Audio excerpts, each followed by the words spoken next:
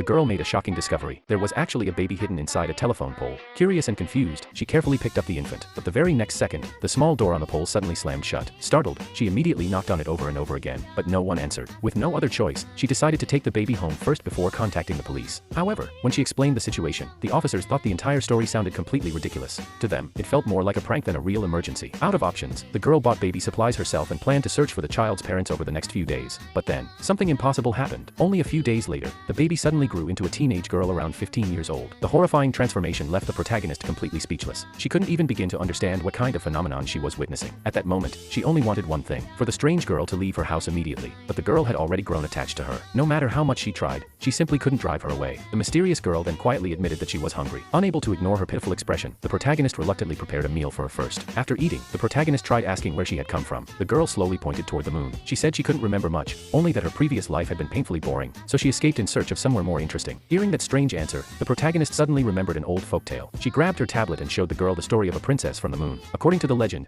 an old man once discovered and raised a mysterious girl who came from the moon. As she grew older, countless people fought desperately to marry her, but in the end, the princess was taken back to the moon by her celestial family, leaving Earth behind forever. The story described it as a happy ending, but the moment the girl heard that part, she immediately frowned. That's not a happy ending at all. The protagonist could only smile helplessly. After all, the story had existed for centuries. Whether people liked it or not, it had already been written that way. But the girl disagreed. She looked toward the night sky with determination in her eyes. This time, she intended to create her own happy ending.